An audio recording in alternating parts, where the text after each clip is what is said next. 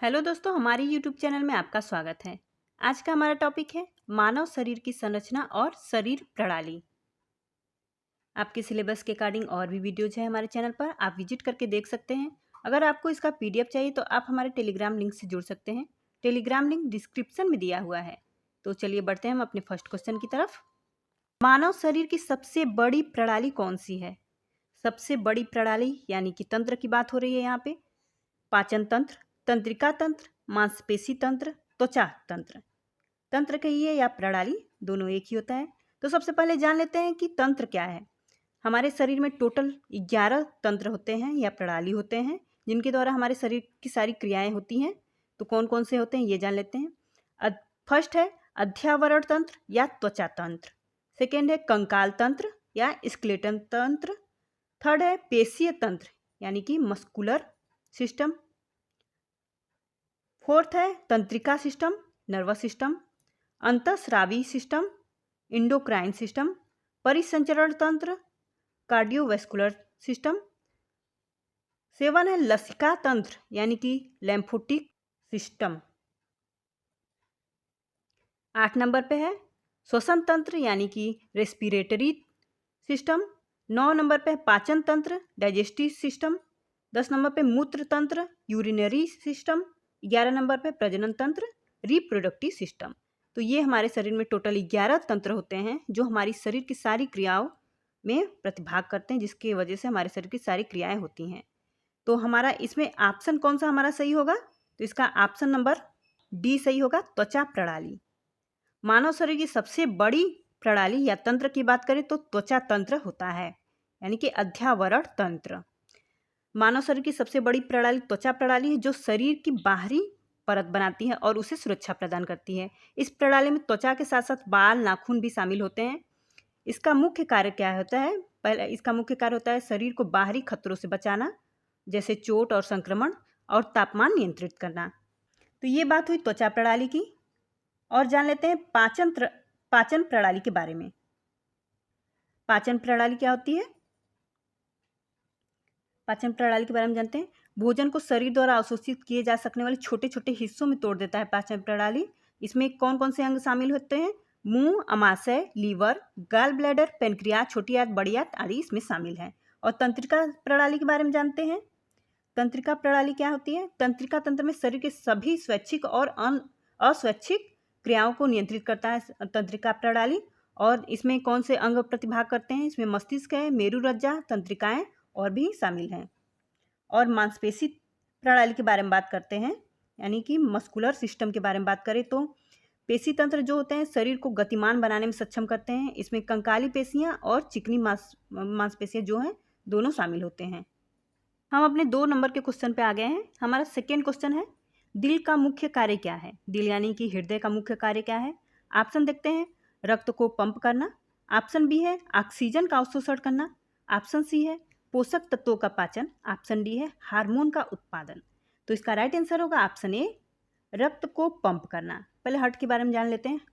Heart एक मुट्ठी के आकार का अंग है जो पूरे बॉडी में ऑक्सीजन युक्त रक्त को लंग से लेकर पंप करता है। ये लंग से ऑक्सीजन युक्त ब्लड लेता है और जिसे ब्लड वेसल्स के द्वारा पूरे बॉडी में ब्लड परिवहन होता है। यह परिसंचरण तंत्र का मुख्य अंग है और ये मांसपेशी और ऊतक से बना हुआ होता है। और हार्ट में बात करें तो 4 खंड होते हैं। 4 खंड होते हैं। राइट एट्रियम, यहाँ होता है राइट एट्रियम, यहाँ लेफ्ट एट्रियम, एट्रियम यानी कि अलिंद, और यहाँ होता है राइट निलय, राइट वेंट्रिकल और लेफ्ट वेंट्रिकल। इसमें 4 खंड होते हैं और इसमें 3 लेयर होते हैं। ये 3 लेयर से बना होता है। फर्स्ट है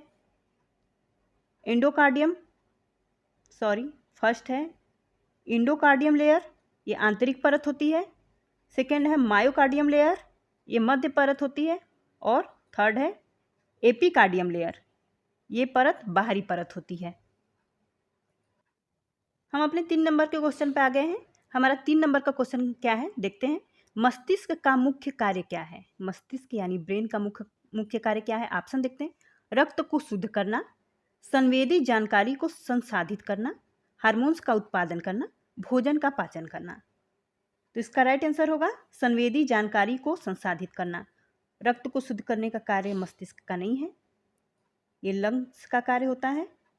और हार्मोन्स का उत्पादन करना भी एक कार्य नहीं है, भोजन का पाचन करना भी इसका कार्य नहीं है। तो संवेदी जानकारी को संसाधित करने का कार्य मस्तिष्क का होता है। पहले मस्तिष्क के बारे में जान लेते हैं। मस्तिष्क एक जटिल अंग है जो हर गतिविधि को कंट्रोल करता है, जैसे इंद्रियां, भावनाएं, विचार, स्मृतियां, गति, व्यवहार। और यह शरीर की उन प्रक्रियाओं को भी नियंत्रित करता है जिनके बारे में हमें सोचने की जरूरत नहीं होती, जैसे सांस लेना, शरीर का तापमान, हृदय गति आदि। तो इसका राइट आंसर होगा संवेदी जानकारी को संसाधित करना। हम अपने 4 नंबर के क्वेश्चन पे आ गए हैं। हमारा 4 नंबर का क्वेश्चन है, मानव शरीर में कुल कितनी हड्डियां होती हैं? ऑप्शन है 206, ऑप्शन बी है 210, ऑप्शन सी है 200, ऑप्शन डी है 205। तो इसका राइट आंसर होगा ऑप्शन ए 206। मानव शरीर में कुल 206 हड्डियां होती हैं, लेकिन अगर शिशु अवस्था की बात करें तो शिशु अवस्था में 270 हड्डियां होती हैं। जब बच्चा जन्म लेता है उस टाइम 270 हड्डियां होती हैं, जो बड़े होने पर हड्डियां कुछ जुड़ जाती हैं, जिस कारण 206 रह जाती हैं। अगर इसका मुख्य कार्य की बात करें, अस्थियों का या हड्डियों का मुख्य कार्य की बात करें तो इसका कार्य क्या होता है? संरचना। पहले तो इस शरीर को संरचना देता है, गति, सुरक्षा, आंतरिक अंगों को सुरक्षा देता है, ब्लड सेल्स को बनाना, खनिज का भंडारण, जैसे कैल्शियम और फास्फोरस जैसे खनिज का भंडारण करता है। हमारे 5 नंबर का क्वेश्चन है। 5 नंबर का क्वेश्चन देखते हैं, गुर्दे का मुख्य कार्य क्या है? गुर्दा यानी कि किडनी का मुख्य कार्य क्या है?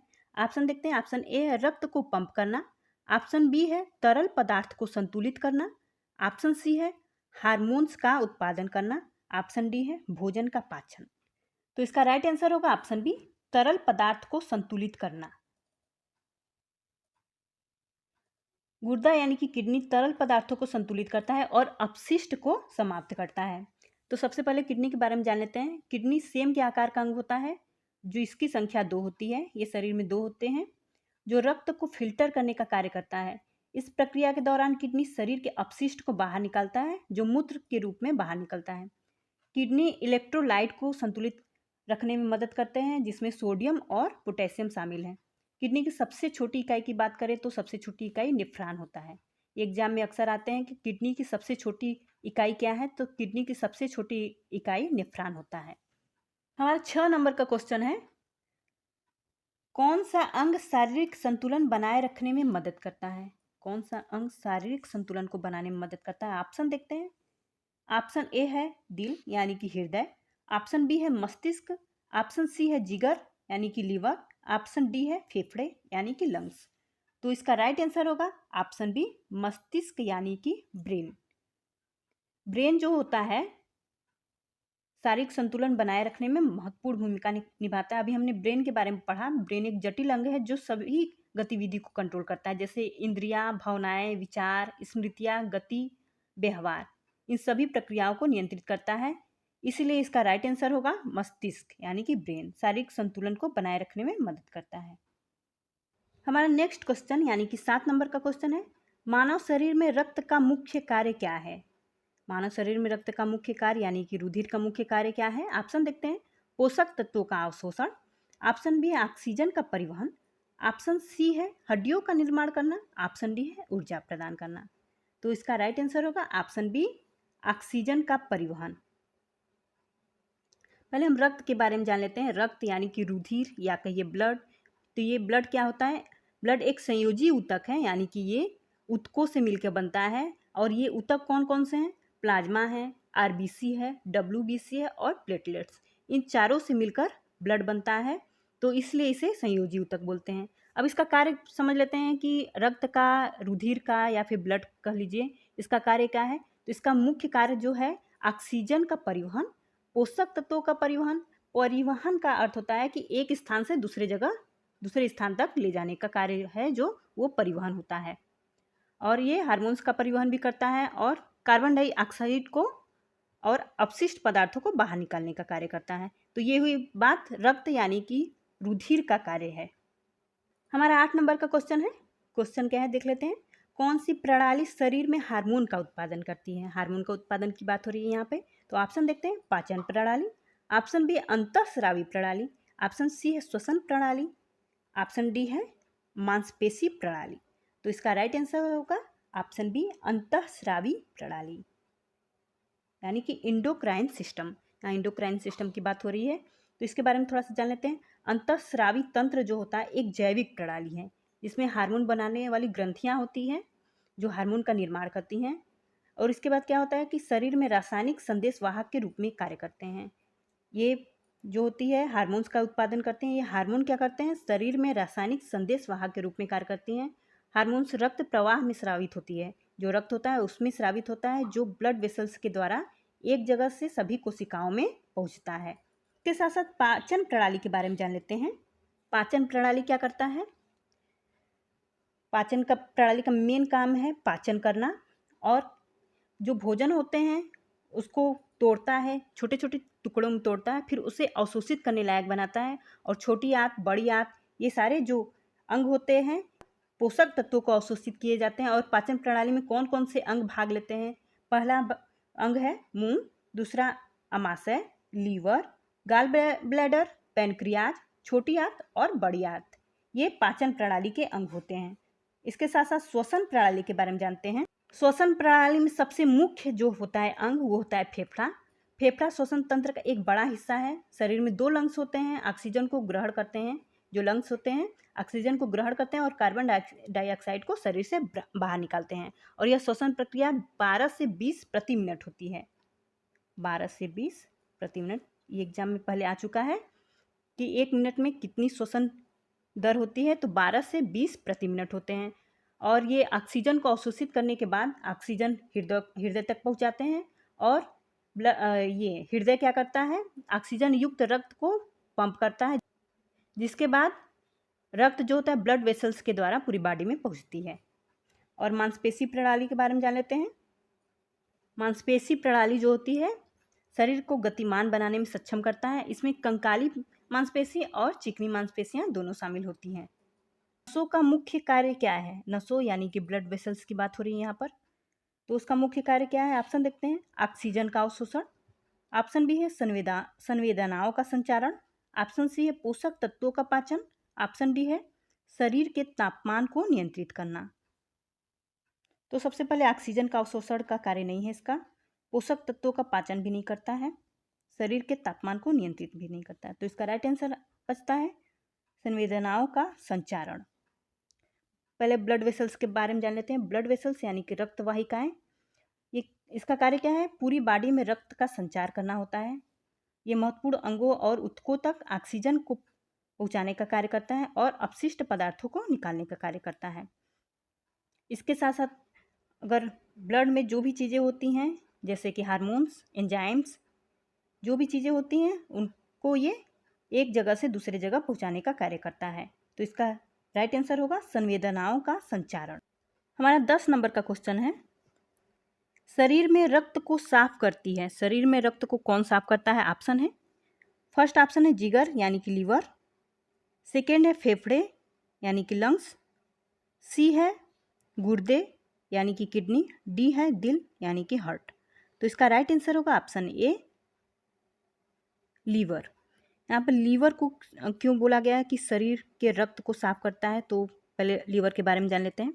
लीवर मानव शरीर का सबसे बड़ा अंग होता है और सबसे बड़ी ग्रंथि होती है। अगर शरीर की सबसे बड़ी ग्रंथि की बात करें तो लीवर शरीर की सबसे बड़ी ग्रंथि होती है। ये लाल भूरे रंग का होता है। इसका वजन लगभग 1.5 kg तक होता है। इसका मुख्य कार्य की बात करें तो ये रक्त से विषाक्त पदार्थों को साफ करता है। तो इसलिए यहाँ पर रक्त में जो विषाक्त पदार्थ है उसको साफ करता है, इसलिए यहाँ पर है रक्त को साफ करती है। तो यहाँ पर राइट आंसर होगा लीवर। और इसका कार्य क्या है? इसका मेन कार्य जो होता है पित्त बनाना। ये पित्त और एंजाइम बनाता है। ये पित्त बनता तो है लीवर में, ये क्वेश्चन पहले आ चुका है कि पित्त का निर्माण कहाँ होता है। तो पित्त का निर्माण जो होता है लीवर में होता है और एकत्रित कहाँ होता है तो गाल ब्लैडर में एकत्रित होता है। लीवर से निकलने के बाद लीवर में निर्माण होता है और गाल ब्लैडर में जाके इकट्ठा होता है। और इसके कार्य जान लेते हैं। प्रोटीन, कार्बोहाइड्रेट्स और फैट का चयापचय यानी कि उसको पचाने का कार्य करता है और शरीर के रक्त की मात्रा को नियंत्रित करता है। क्यों बोला गया है कि शरीर के रक्त की मात्रा को नियंत्रित करता है लीवर? तो लीवर जो होता है आरबीसी, रेड ब्लड सेल्स का अगर कब्रिस्तान कहे तो लीवर और स्प्लीन होता है। मेन तो स्प्लीन होता है आरबीसी का कब्रिस्तान, और उसके बाद दूसरे नंबर पर लीवर होता है। इसलिए यहाँ पर बोला गया है शरीर के रक्त की मात्रा को भी नियंत्रित करता है। और इसके साथ साथ जान लेते हैं आरबीसी का जीवन काल क्या होता है। तो आरबीसी का जीवन काल लगभग 120 दिनों का होता है। हमारा 11 नंबर का क्वेश्चन देखते हैं। क्वेश्चन है कौन सी प्रणाली पोषण के अवशोषण में मदद करती है। यहाँ अवशोषण की बात होती है। कौन सा तंत्र अवशोषण का कार्य करता है। तो ऑप्शन देखते हैं श्वसन प्रणाली, पाचन प्रणाली, मांसपेशी प्रणाली, तंत्रिका प्रणाली। तो इसका राइट आंसर होगा ऑप्शन बी पाचन प्रणाली। तो पाचन प्रणाली अवशोषण का कार्य करता है। तो कैसे करता है इसके बारे में डिटेल में हम जानते हैं। तो हम इस फिगर के माध्यम से पाचन प्रणाली यानी पाचन तंत्र को जानेंगे। ये जो फिगर है पाचन तंत्र का फिगर है। तो पाचन तंत्र बहुत ही बड़ी प्रणाली होती है। तो शुरू से पाचन तंत्र के बारे में जानते हैं। सबसे पहले भोजन जो होता है मुंह में जाता है और मुंह का क्या कार्य है, उसको चबाने और लार मिलाने का कार्य करता है। फिर इसके बाद ग्रास नली, ये जो पार्ट है ये ग्रास नली का पार्ट है। और ग्रास नली का कार्य क्या है, ग्रास नली भोजन को अमाशय तक ले आता है। मुंह द्वारा भोजन को लिया गया, उसके बाद ग्रास नली भोजन को अमाशय तक लाने का कार्य करेगा। और अमाशय क्या करेगा, भोजन को पचाने तथा उसे छोटे छोटे टुकड़ों में तोड़ देता है और इसे लुगदी अवस्था में बदल देता है। इसके साथ साथ पाचन प्रणाली में और कौन से अंग भाग लेते हैं ये जानते हैं। इसके साथ साथ लार ग्रंथियाँ जो होती है एंजाइम और पाचक रसों का स्राव करती है। ये क्या करते हैं, ये पाचन को और ईजी बनाते हैं। और इसके साथ साथ लीवर के कार्य को जानते हैं। लीवर का कार्य पाचन तंत्र में क्या है। लीवर का कार्य तो वैसे बहुत है, लेकिन पाचन तंत्र में इसका क्या कार्य है, ये भोजन को पचाने में मदद करने वाले जो रसायन होते हैं उसका उत्पादन करता है, जिससे भोजन पचाने में आसानी होती है। और उसके बाद गाल ब्लैडर के बारे में जानते हैं। गाल ब्लैडर का पाचन प्रणाली में क्या कार्य है, ये लीवर से पित्त रस को यानी कि बाइल जूस को लेकर अपने आप में संग्रहित करता है और स्रावित करता है। और उसके साथ साथ पैनक्रियाज के बारे में जानते हैं। ये पैनक्रियाज है। पैनक्रियाज पाचक एंजाइम और हार्मोन जैसे इंसुलिन का स्राव करता है, जो पाचन में सहायता करती है। इसके बाद क्या होता है, भोजन छोटी आंत में आती है यानी कि स्मॉल इंटेस्टाइन में आती है और यहाँ पर पोषक पदार्थों का अवशोषित कर लिया जाता है।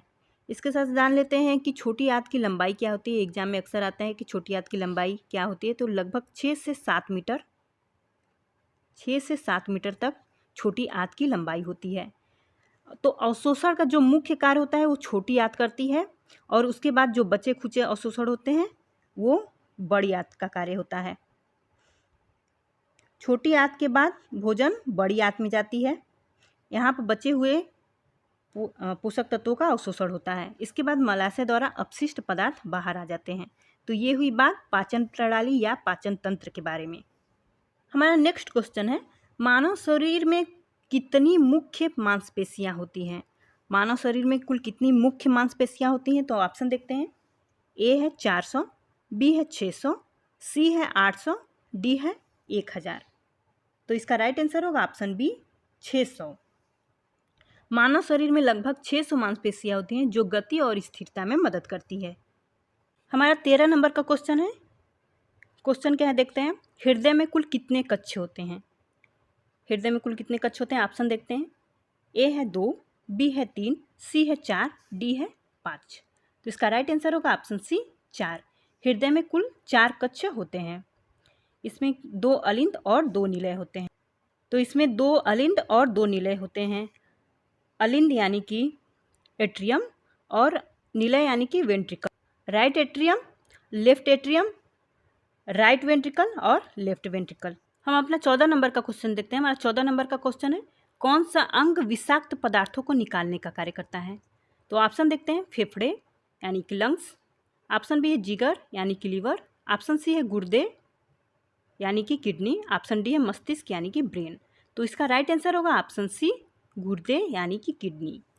किडनी जो है विषाक्त पदार्थों को निकालने का कार्य करता है। तो ये कैसे करता है, ये रक्त को फिल्टर करके जो भी विषाक्त पदार्थ होते हैं, अपशिष्ट पदार्थ होते हैं, उसे मूत्र के रूप में बाहर निकाल देता है। और इसके साथ साथ किडनी का जो कार्य होता है वो जान लेते हैं। किडनी इलेक्ट्रोलाइट को संतुलित करने में मदद करता है, जिसमें सोडियम और पोटेशियम शामिल हैं। किडनी की सबसे छोटी इकाई की बात करें तो नेफ्रॉन सबसे छोटी इकाई होती है।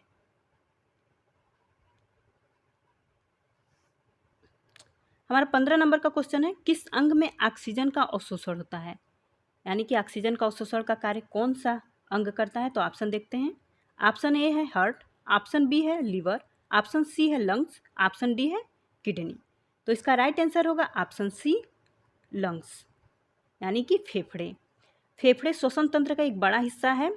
शरीर में 2 लंग्स होते हैं और इसका कार्य क्या होता है? ऑक्सीजन को ग्रहण करता है और कार्बन डाइऑक्साइड को बाहर निकलता है। और ये क्रिया होती कैसे? ये क्रिया श्वसन प्रणाली द्वारा होती है। सांस जब हम लोग लेते हैं तब ऑक्सीजन को ग्रहण करते हैं और सांस जब छोड़ते हैं तो कार्बन डाइऑक्साइड को बाहर निकालते हैं। तो इसका राइट आंसर होगा फेफड़े। ऑक्सीजन का अवशोषण का कार्य लंग्स के द्वारा होता है। 16 नंबर का क्वेश्चन है, कौन सा अंग रक्त का निर्माण करती है? रक्त का निर्माण यानी कि आरबीसी, डब्ल्यूबीसी, प्लेटलेट्स की बात हो रही है यहाँ पे। तो ऑप्शन देखते हैं। हृदय, ऑप्शन बी है जिगर यानी कि लीवर, ऑप्शन सी है अस्थि मज्जा यानी कि बोन मैरो, ऑप्शन डी है गुर्दे यानी कि किडनी। तो इसका राइट आंसर होगा ऑप्शन सी अस्थि मज्जा यानी कि बोन मैरो। बोन मैरो में रक्त का निर्माण होता है। तो अस्थि मज्जा के बारे में पहले जान लेते हैं। अस्थि मज्जा शरीर के हड्डियों के अंदर मुलायम वसायुक्त ऊतक होता है, यानी कि टिश्यू होता है। ये हड्डियों के अंदर मौजूद होता है, जो मुलायम होता है और वसा से बना हुआ होता है। अस्थि मज्जा में रक्त कोशिकाओं जैसे कि प्लेटलेट्स का उत्पादन और आरबीसी और डब्ल्यूबीसी का उत्पादन होता है। और ये प्रतिदिन अरबों नई रक्त कोशिकाओं का निर्माण करते हैं।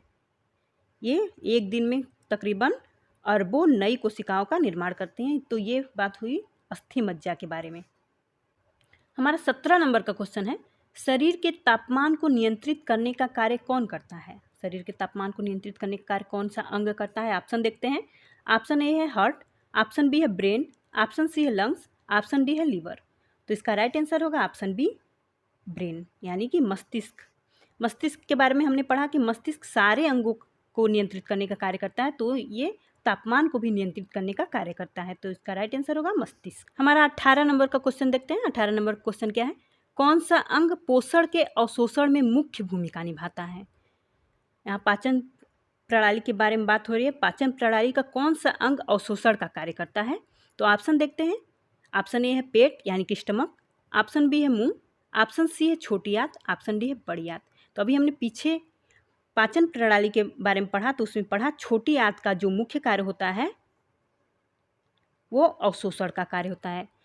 सारे अवशोषण का कार्य छोटी आंत करती है। इसके बाद जो बचे खुचे अवशोषण होता है, पोषक तत्वों का अवशोषण, वो बड़ी आंत करती है। और अगर बात करें मुख्य पोषण के अवशोषण के बारे में, तो सबसे ज़्यादा अवशोषण छोटी आंत करती है। हमारा 20 नंबर का क्वेश्चन है, किस अंग में रक्त को ऑक्सीजन मिलता है? ऑप्शन है हार्ट, ऑप्शन बी है लीवर, ऑप्शन सी है लंग्स, ऑप्शन डी है किडनी। तो अभी हमने पीछे यही सेम क्वेश्चन पढ़ा, तो इसका राइट आंसर होगा फेफड़े यानी कि लंग्स। लंग्स ऑक्सीजन को बाहरी वातावरण से अपने अंदर अवशोषित करता है, उसके बाद कार्बन डाइऑक्साइड को बाहर निकालता है और इस ऑक्सीजन को हृदय के माध्यम से पूरे बॉडी में परिवहन करने का कार्य होता है। हमारा नेक्स्ट क्वेश्चन है 21 नंबर का क्वेश्चन है, हृदय की धड़कन की प्रक्रिया को क्या कहा जाता है? ऑप्शन देखते हैं। सिस्टोल, ऑप्शन बी है डायस्टोल, ऑप्शन सी है हार्ट बीट, ऑप्शन डी है स्पंदन। तो इसका राइट आंसर होगा ऑप्शन सी हार्ट बीट। हृदय की धड़कन को हार्ट बीट कहा जाता है। जो रक्त को पंप करता है वो हार्ट बीट के माध्यम से सुना या समझा जाता है। और सिस्टोल डायस्टोल की बात करें तो ये बीपी का पार्ट होता है, ब्लड प्रेशर का पार्ट होता है। अब ब्लड प्रेशर क्या होता है ये जान लेते हैं। ब्लड प्रेशर जो वेसल्स होते हैं, ब्लड वेसल्स होते हैं, उसमें ब्लड कितने प्रेशर से जाता है उसे बीपी के माध्यम से जाना जाता है, यानी कि ब्लड प्रेशर के माध्यम से जाना जाता है। और इसे मापते कैसे हैं? mm/Hg में मापते हैं। जो ऊपर वाला आता है, अगर नॉर्मल की बात करें तो 120/80 mm/Hg होता है। और ये जो पार्ट होते हैं इसे सिस्टोलिक बोलते हैं, और ये जो पार्ट होता है इसे डायस्टोलिक बोलते हैं। और इसको मापने का पैमाना mm/Hg। किस अंग में मुख्य रूप से लाल रक्त कोशिकाएं बनती है? यहाँ आरबीसी की बात हो रही है, रेड ब्लड सेल्स की बात हो रही है कि किस अंग में इसका निर्माण होता है। तो ऑप्शन देखते हैं। ऑप्शन ए है लीवर, ऑप्शन बी है हार्ट, ऑप्शन सी है अस्थि मज्जा यानी कि बोन मैरो, ऑप्शन डी है किडनी। तो इसका राइट आंसर होगा अस्थि मज्जा। अस्थि मज्जा में आरबीसी का निर्माण होता है और आरबीसी का जीवन काल हमने पढ़ा 120 दिनों तक का होता है। हमारा 23 नंबर का क्वेश्चन देखते हैं। 23 नंबर का क्वेश्चन है, कौन सा अंग संवेदनशील तंत्रिका कोशिकाओं को सुरक्षा प्रदान करता है? कौन सा अंग संवेदनशील तंत्रिका कोशिकाओं को सुरक्षा प्रदान करता है? ऑप्शन देखते हैं। मस्तिष्क, त्वचा, फेफड़े, दिल। तो इसका राइट आंसर होगा ऑप्शन बी, त्वचा। त्वचा संवेदित तंत्रिका कोशिकाओं को सुरक्षा प्रदान करती है और बाहरी चोटों से बचाती है। हमारा 24 नंबर का क्वेश्चन है।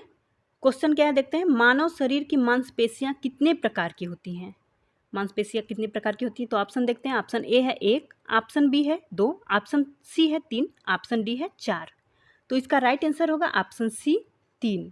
मानव शरीर की मांसपेशियां 3 प्रकार की होती हैं और उसमें से कौन कौन होती हैं?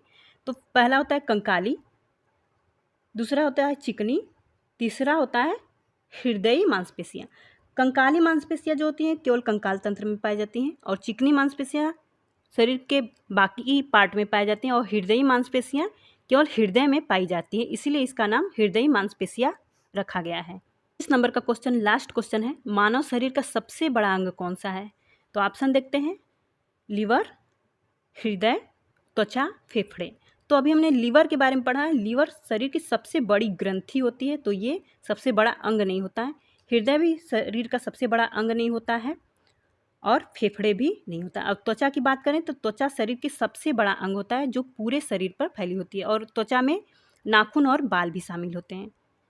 तो दोस्तों, अगर आपको हमारा वीडियो पसंद आया है तो हमारे वीडियो को लाइक करिएगा और चैनल को सब्सक्राइब जरूर कर लीजिएगा, जिससे हमारे चैनल के सभी नोटिफिकेशन आप तक पहुँचते रहें। धन्यवाद।